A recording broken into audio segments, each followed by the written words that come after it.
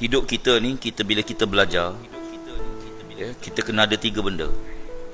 Yang pertama, kita setiap kali kita bagi belajar, kita niat nak beramal dengan apa yang kita belajar. Ya, kita niat nak beramal. Kita belajar ni bukan sahaja duk isi waktu lapang kosong-kosong, daripada duk tengok rumah yang dah tua tu bagi orang belajar, bukan gitu, ya. Jangan saja-saja, ya, pada duk saja di rumah. Tak boleh. Belajar ni dia kena bersungguh, ya. Mari belajar, bukan pada duk saja, bukan. Belajar huduh-huduh. Gimana lagi belajar huduh-huduh, ya.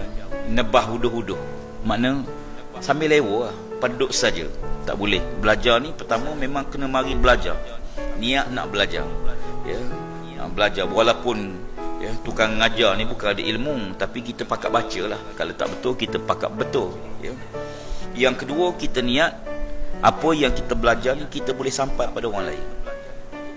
Kadang-kadang kita faham macam ni, bila kita ajak, kita beritahu kawan kita, dia lebih faham daripada kita pun ada.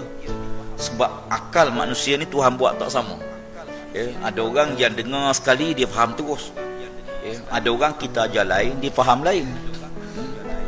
Kadang-kadang yang teruk lagi, kita ajar lain, ya, tetapi yang dia nampak benda lain.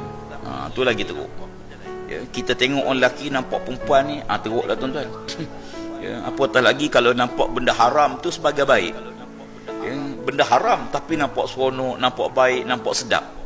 Benda halal pula nampak susah, nampak payah, ya. Sebab tu bila kita baca, kita belajar, kita berazam untuk kita sampai pada orang lain, boleh jadi orang lain tu boleh beramal, kita dapat pahala dengan amalan dia.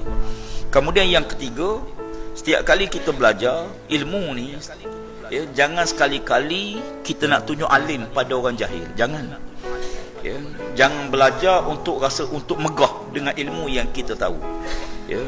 Bersahabat dengan orang baik ni bagus, ya. Dalam hadis pun Nabi sebut besok di hari akhirat, ya, setelah manusia ni masuk syurga masing-masing, yang masuk neraka masing-masing, lalu ahli-ahli syurga ni dicari kawan-kawan dia. Dia kata, ya Allah, aku ni cari sahabat aku yang duduk sekali dengan aku, belajar sekali, makan sekali, berjuang sekali, buat kerja sekali, ya. Di mana dia? Allah tak ada, ya. Lalu Allah kata, sahabat kamu duduk neraka, sahabat kamu duduk neraka, ya. Dia kata, ya Allah, tolonglah, kesian dia kawan aku, mari sekali, belajar sekali, berjuang sekali, bekerja sekali, tolong keluar dia. Allah kata, pergilah kamu pada sahabat kamu tu, dan keluarlah dia daripada neraka tersebut, ya. Kerana itu kita perlu ramai sahabat-sahabat yang baik, ya. Sahabat-sahabat yang soleh ni kena ramai, supaya besok kalau kita sampai di akhirat, bila kita masuk syurga, kita tengok kawan-kawan kita tak ada, ya, kita boleh tolong kawan kita tu, ya. Tolong minta Allah Ta'ala kesian belah ke dia, dan boleh keluarkan, ya. Sebab tu disebut wahasuna ulaika rafiqa. Alangkah baiknya kalau kita jadi kawan kepada orang yang baik-baik, ya. Kawan kita orang bertakwa, kawan kita orang tak tinggal semayang, ya. Kawan kita orang soleh, ya. Maka kawan macam ni dia baik di dunia, dan baik tu sampai dalam kubur, sampai ke akhirat.